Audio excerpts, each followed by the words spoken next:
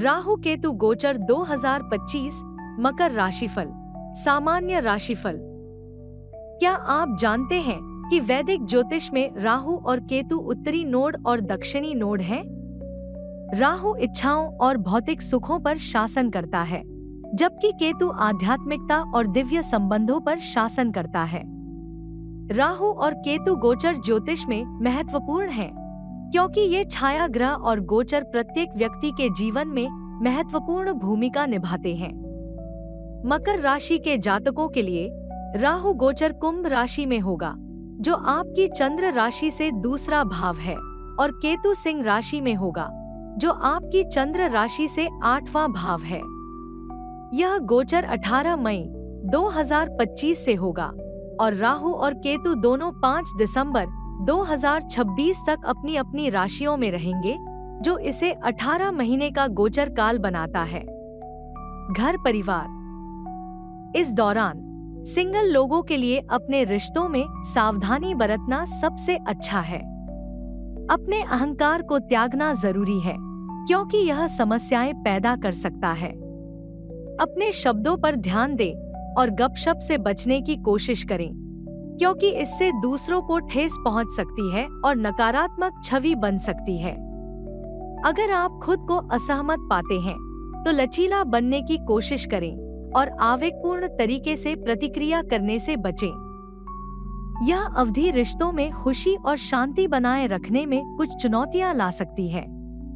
भले ही आप अपने परिवार के लिए अपना सर्वश्रेष्ठ कर रहे हों, लेकिन वे संतुष्ट नहीं हो सकते हैं, जिससे आप अकेला महसूस कर सकते हैं।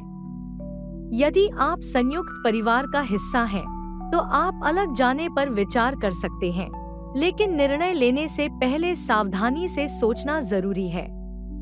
माता पिता से समर्थन तटस्थ हो सकता है और भाई बहनों के साथ वित्तीय या संपत्ति विवाद हो सकते हैं। स्वास्थ्य। इस दौरान अपने स्वास्थ्य का ध्यान रखना और बहुत अधिक तनाव न लेना महत्वपूर्ण है। सरल और स्वस्थ खाने की आदतों पर टिके रहें और जंक और मसालेदार भोजन से बचने की कोशिश करें। चीजों को प्रबंधनीय रखना सबसे अच्छा है, क्योंकि स्वास्थ्य संबंधी समस्याएं आपको परेशान कर सकती हैं और इससे उबरने में कुछ समय लग सकता है। आप में से कुछ लोगों को पीठ दर्द या घुटने की समस्या हो सकती है, इसलिए समय रहते इनकी जांच करवा लेना अच्छा विचार है। साथ ही अपनी फिटनेस के स्तर पर नजर रखने के लिए नियमित स्वास्थ्य जांच करवाते रहें।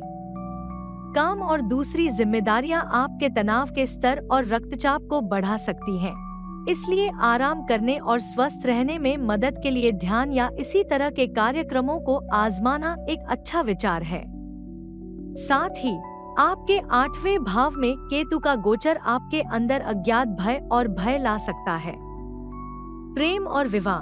2025 से 2026 में राहु केतु का यह गोचर आपके मौजूदा प्रेम जीवन में कुछ कष्ट ला सकता है। एक दूसरे के प्रति रुचि की कमी और अंतरंगता की कमी के कारण जोड़े अलग हो सकते हैं या अलग हो सकते हैं। सिंगल लोग जल्दी ही किसी के प्रति आकर्षित हो सकते हैं, लेकिन जल्द ही यह चिंगारी खत्म हो जाएगी। इस अवधि के दौरान अधिकांश मकर राशि के जातक केवल आकस्मिक डेटिंग के जरिए ही मौज-मस्ती करेंगे। इस अवधि के दौरान कुछ मकर राशि के जातकों को धोखा मिल सकता है। आपके परिवार और भाई बहन आपका ज्यादातर साथ देंगे। विवाहित व्यक्तियों के जीवन में कुछ चिंताएं आ सकती हैं। राहु का दूसरे भाव में गोचर चुनौतीपूर्ण परिस्थितियों को जन्म दे सकता है, इसलिए संयमित रहना महत्वपूर्ण है। अवांछित संघर्ष उत्पन्न होने की संभावना है। आपके जीवन साथी को आपके विचारों और सुझावों से सहमत होने की आवश्यकता हो सकती है, जिसके परिणामस्वरूप गलतफहमियां हो सकती हैं। विश्वास के स्तर से समझौता किया जा सकता है, जिससे रिश्ते में तनाव पैदा हो सकता है। अंततः ये संकेत प्रतिकूल परिणामों की ओर इशारा करते हैं, इसलिए अधिक अनुकूलनीय दृष्टिकोण अपनाने की सलाह दी जाती है, जिससे रिश्ते में सुधार हो सकता है। वित्त। इस समय के दौरान आप अधिक धन खर्च कर सकते हैं और अधिक खर्चों का सामना कर सकते हैं। आप आय में वृद्धि का भी अनुभव कर सकते हैं, लेकिन आप जो पैसा खर्च करते हैं उसका अधिकांश हिस्सा आपकी जरूरतों के बजाय आपकी इच्छा पर खर्च हो सकता है। अपने खर्च पर नजर रखना जरूरी है, क्योंकि आप अपनी बढ़ती वित्तीय जिम्मेदारियों को पूरा करने के लिए ऋण लेने के लिए प्रेरित हो सकते हैं। केवल वही धन इस्तेमाल करने का प्रयास करें जो आपके पास पहले से है, और केवल तभी ऋण लें जब यह बिल्कुल जरूरी हो। अभी दूसरों को पैसे उधार देने से बचना सबसे अच्छा है।